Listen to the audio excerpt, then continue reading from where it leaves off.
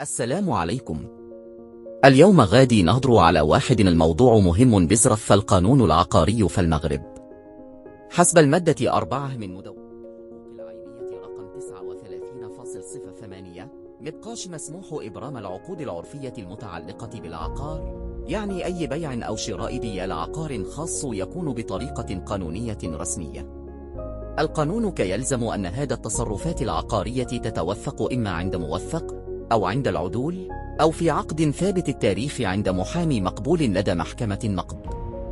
وزيد على ذلك حتى الإشهاد على صحة الإمضاء، فالجماعات أو المقاطعات ما كيعتبرش كافي ويقدر يؤدي إلى بطلان العقد.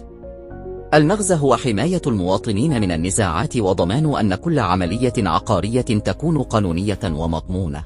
إذن أي تعامل عقاري خصو يكون موثق بطريقة رسمية باش تكون الحقوق محفوظة.